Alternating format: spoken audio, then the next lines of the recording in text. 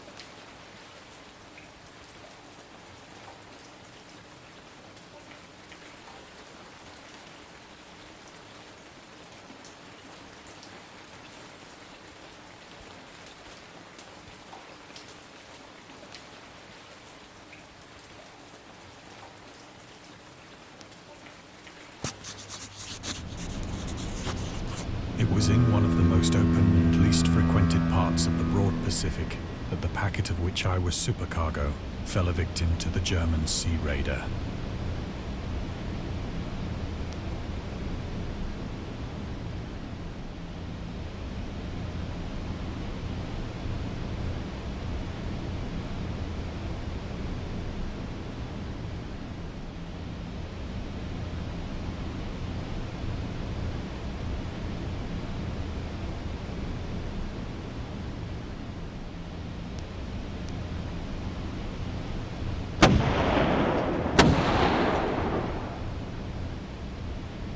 The Great War was then at its very beginning, and the ocean forces of the Hun had not completely sunk to their later degradation. So that our vessel was made a legitimate prize, whilst we of her crew were treated with all the fairness and consideration due us as naval prisoners.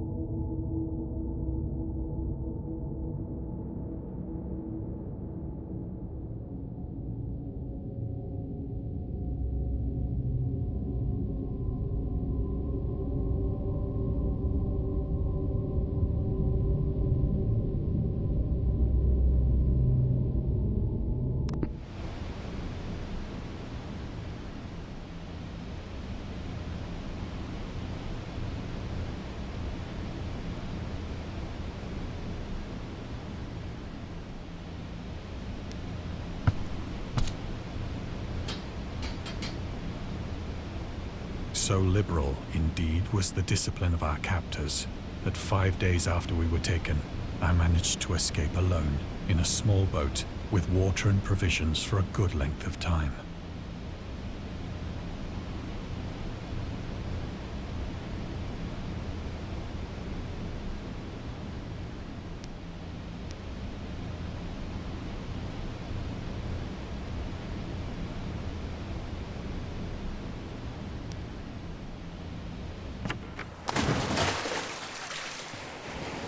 When I finally found myself adrift and free, I had but little idea of my surroundings. Never a competent navigator, I could only guess vaguely by the sun and stars that I was somewhat south of the equator. Of the longitude, I knew nothing, and no island or coastline was in sight.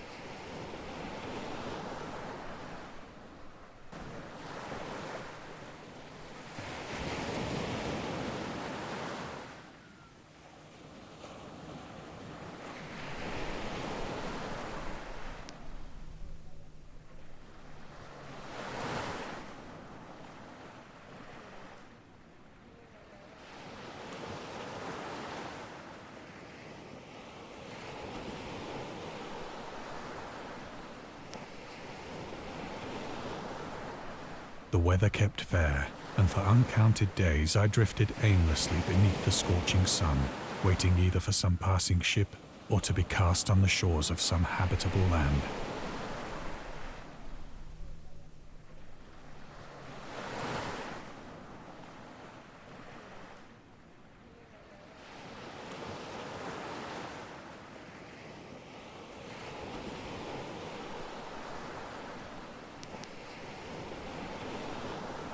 But neither ship nor land appeared, and I began to despair in my solitude upon the heaving vastness of unbroken blue.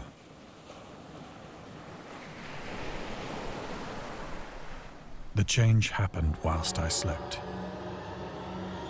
Its details I shall never know, for my slumber, though troubled and dream-infested, was continuous.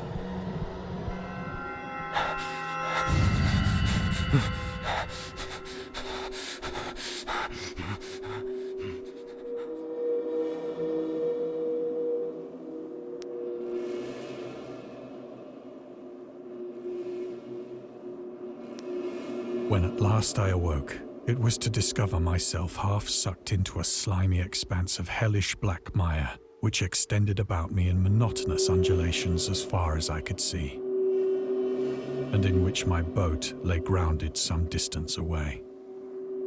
Though one might well imagine that my first sensation would be of wonder at so prodigious and unexpected a transformation of scenery, I was in reality more horrified than astonished. For there was in the air and in the rotting soil a sinister quality which chilled me to the very core. The region was putrid with the carcasses of decaying fish and of other less describable things which I saw protruding from the nasty mud of the unending plain. Perhaps I should not hope to convey in mere words the unutterable hideousness that can dwell in absolute silence and barren immensity. There was nothing within hearing and nothing in sight save a vast reach of black slime. Yet the very completeness of the stillness and the homogeneity of the landscape oppressed me with a nauseating fear.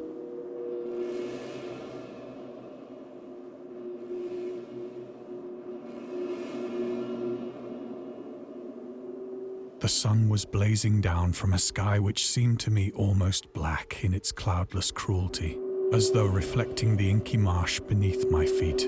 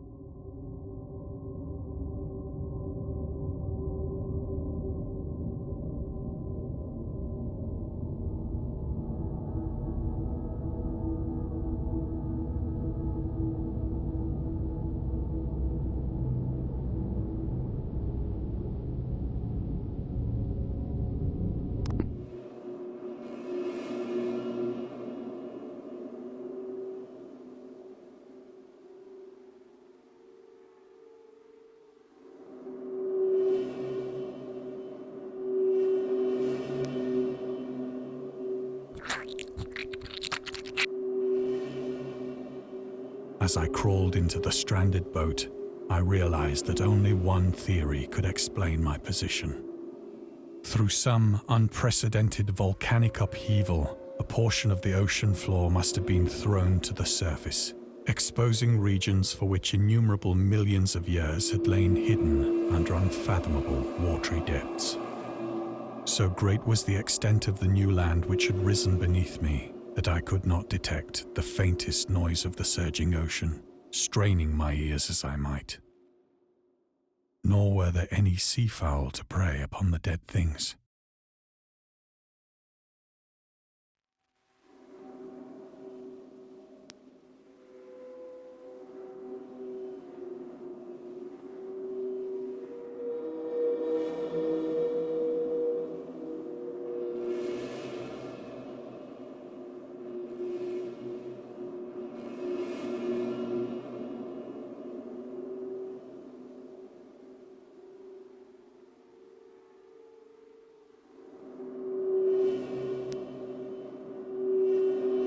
For several hours I sat thinking or brooding in the boat, which lay upon its side and afforded a slight shade as the sun moved across the heavens. As the day progressed, the ground lost some of its stickiness and seemed likely to dry sufficiently for traveling purposes in a short time.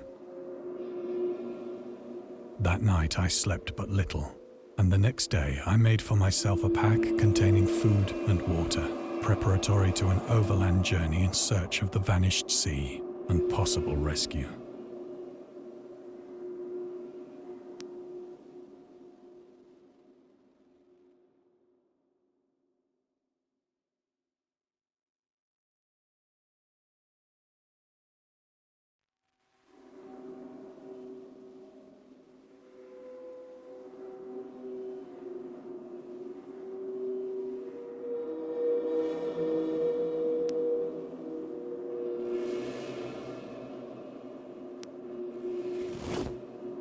On the third morning, I found the soil dry enough to walk upon with ease.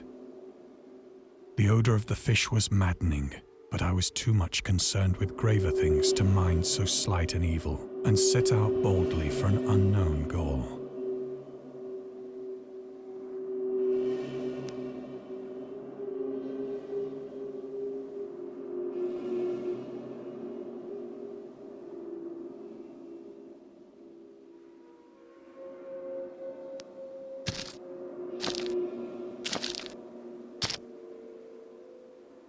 All day I forged steadily westward, guided by a faraway hummock which rose higher than any other elevation on the rolling desert.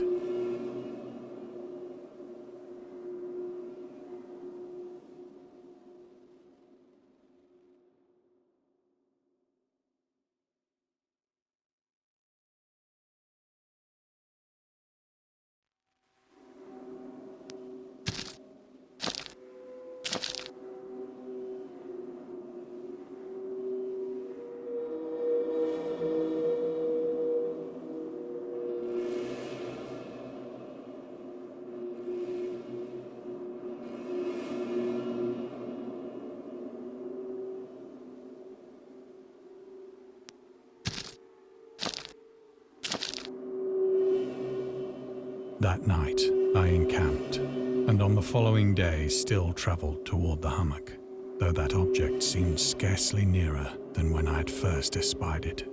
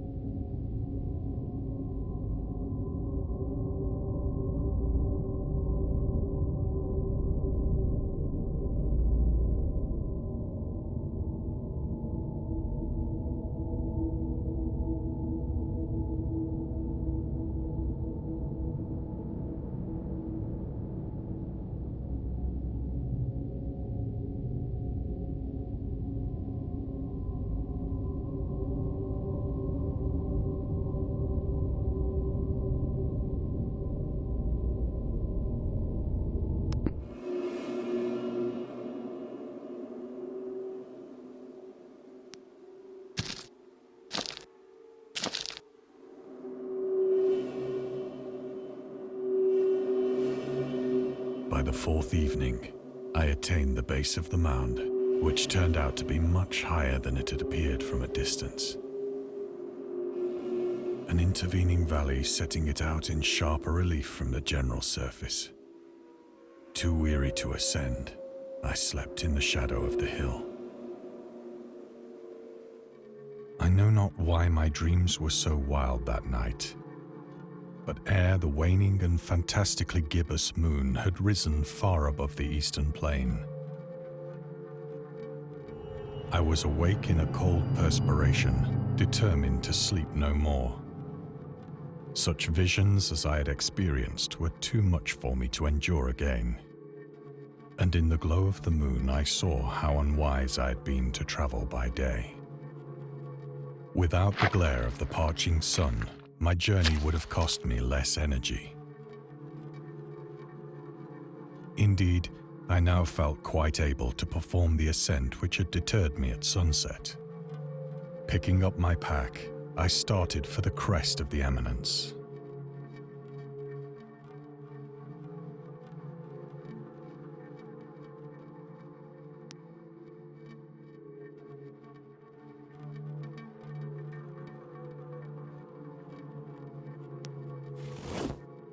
I have said that the unbroken monotony of the rolling plain was a source of vague horror to me. But I think my horror was greater when I gained the summit of the mound and looked down the other side into an immeasurable pit or canyon, whose black recesses the moon had not yet soared high enough to illumine. I felt myself on the edge of the world, peering over the rim into a fathomless chaos of eternal night. Through my terror ran curious reminiscences of Paradise Lost, and of Satan's hideous climb through the unfashioned realms of darkness. As the moon climbed higher in the sky, I began to see that the slopes of the valley were not quite so perpendicular as I had imagined.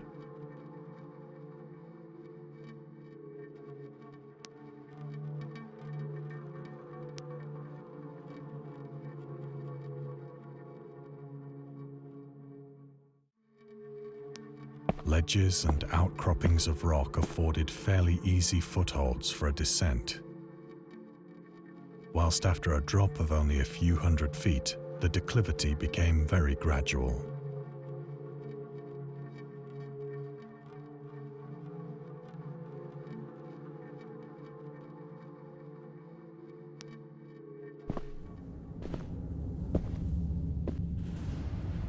Urged on by an impulse which I cannot definitely analyze, I scrambled with difficulty down the rocks and stood on the gentler slope beneath, gazing into the Stygian deeps where no light had yet penetrated.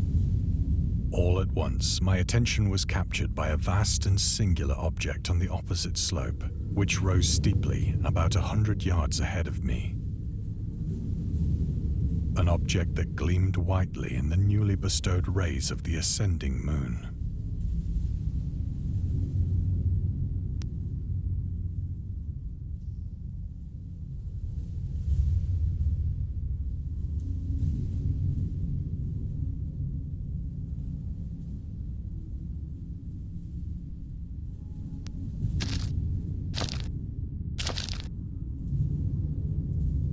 That it was merely a gigantic piece of stone, I soon assured myself.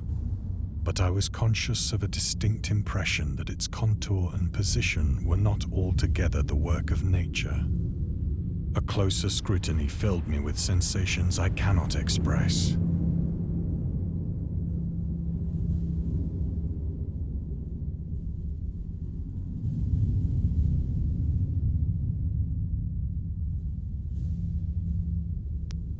For despite its enormous magnitude and its position in an abyss which had yawned at the bottom of the sea since the world was young, I perceived beyond a doubt that the strange object was a well-shaped monolith, whose massive bulk had known the workmanship and perhaps the worship of living and thinking creatures. Dazed and frightened, yet not without a certain thrill of the scientist's or archaeologist's delight, I examined my surroundings more closely.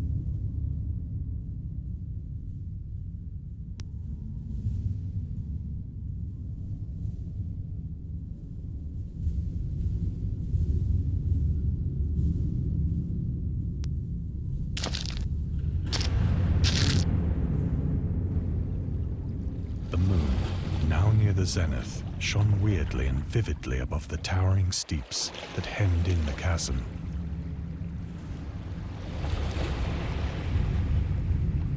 And revealed the fact that a far-flung body of water flowed at the bottom, winding out of sight in both directions and almost lapping my feet as I stood on the slope.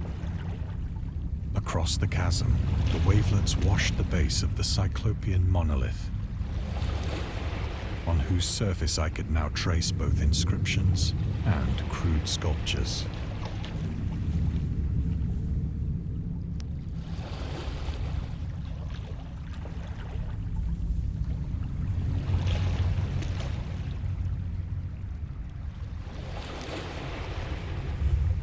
The writing was in a system of hieroglyphics unknown to me and unlike anything I'd ever seen in books,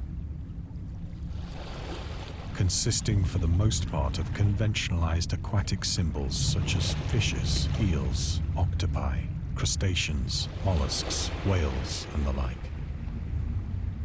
Several characters obviously represented marine things which are unknown to the modern world, but whose decomposing forms I had observed on the ocean-risen plain.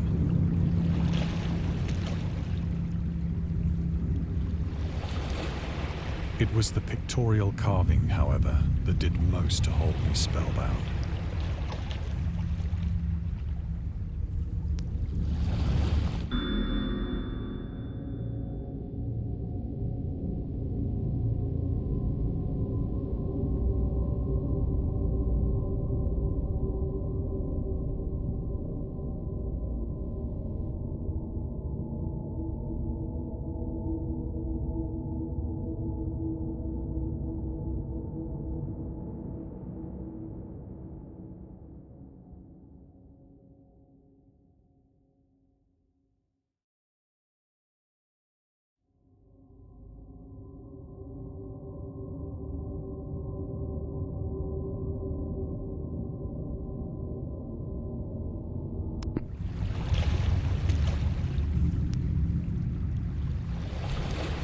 plainly visible across the intervening water on account of their enormous size were an array of bas-reliefs whose subjects would have excited the envy of a doré. I think that these things were supposed to depict men, at least a certain sort of men, though the creatures were shown disporting like fishes in the waters of some marine grotto, or paying homage at some monolithic shrine which appeared to be under the waves as well. Of their faces and forms I dare not speak in detail, for the mere remembrance makes me grow faint. Grotesque beyond the imagination of a Poe or a Bulwer. They were damnably human in general outline, despite webbed hands and feet, shockingly wide and flabby lips, glassy, bulging eyes, and other features less pleasant to recall. Curiously enough, they seem to have been chiseled badly out of proportion with their scenic background. For one of the creatures was shown in the act of killing a whale, represented as but little larger than himself.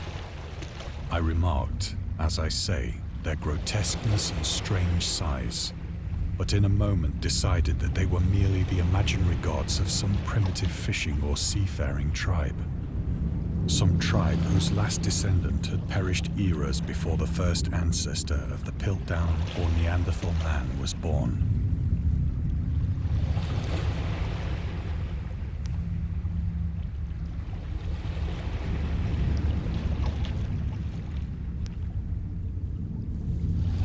Awestruck at this unexpected glimpse into a past beyond the conception of the most daring anthropologist,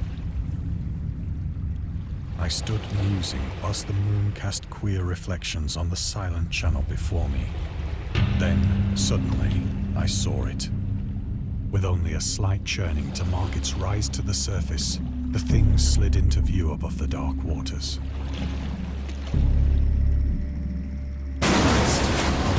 Like and loathsome, it darted like a stupendous monster of nightmares to the monolith, about which it flung its gigantic scaly arms, the while it bowed its hideous head and gave vent to certain measured sounds.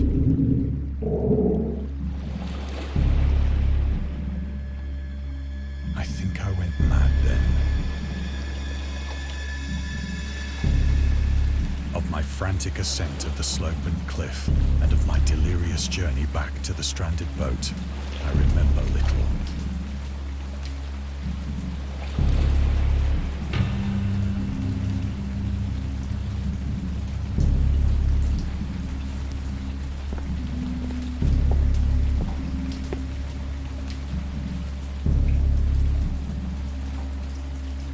I believe I sang a great deal, and laughed oddly when I was unable to sing.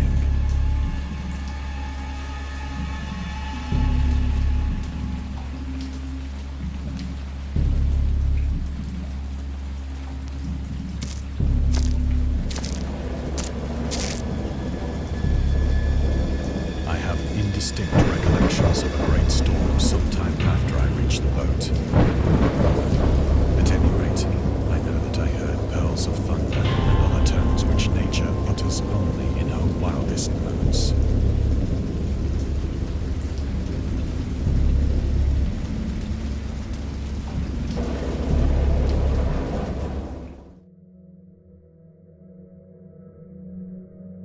When I came out of the shadows, I was in a San Francisco hospital, brought thither by the captain of the American ship which had picked up my boat in mid-ocean.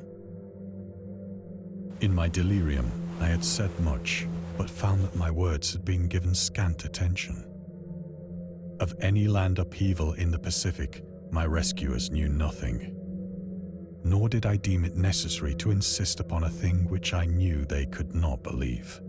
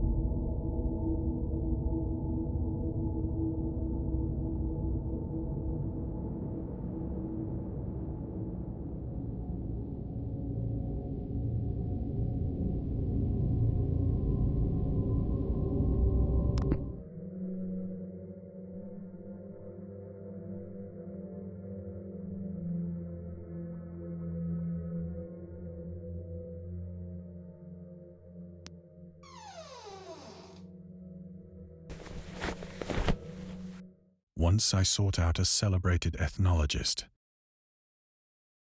and amused him with peculiar questions regarding the ancient Philistine legend of Dagon, the fish god.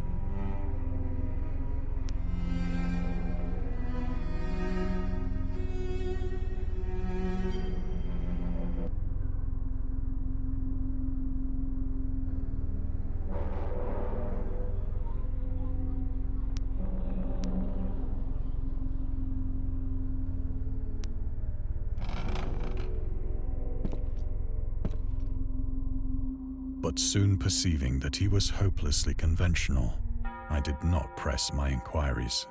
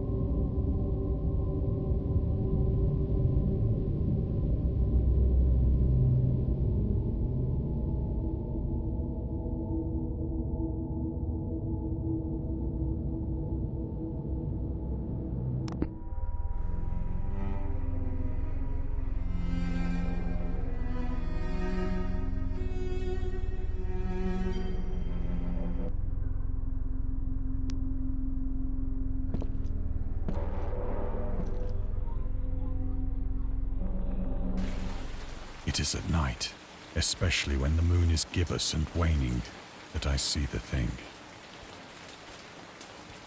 I tried morphine, but the drug has given only transient surcease and has drawn me into its clutches as a hopeless slave.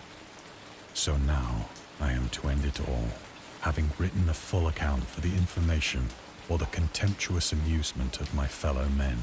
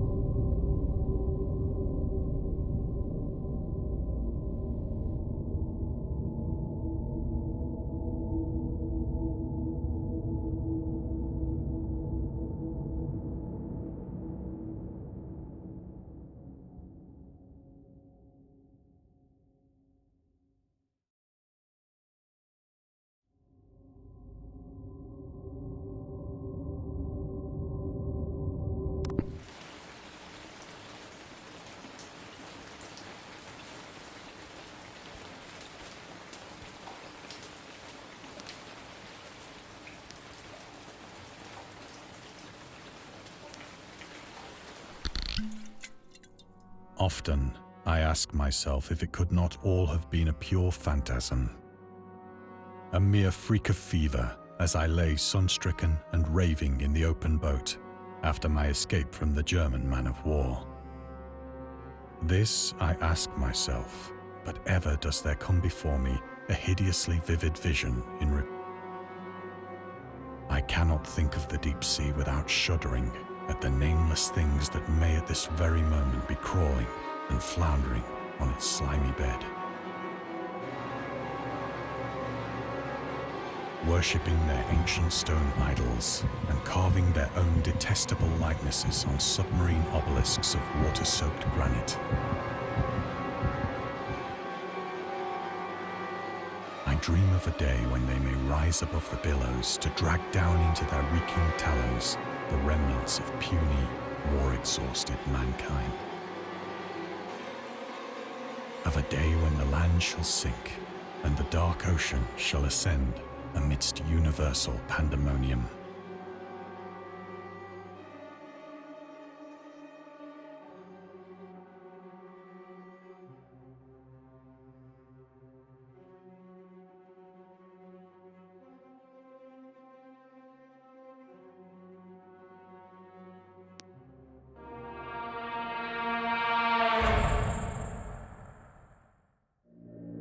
The end is near.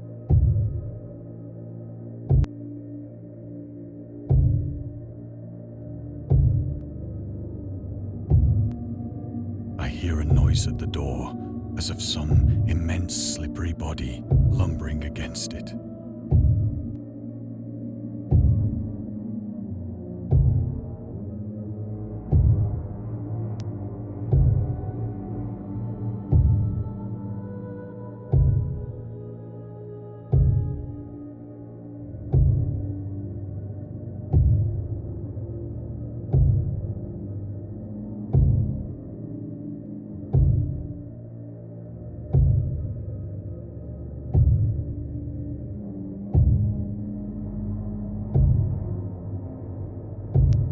It shall not find me.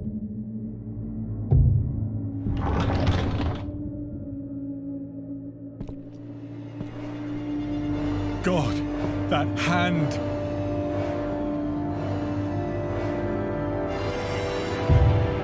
The window! The window!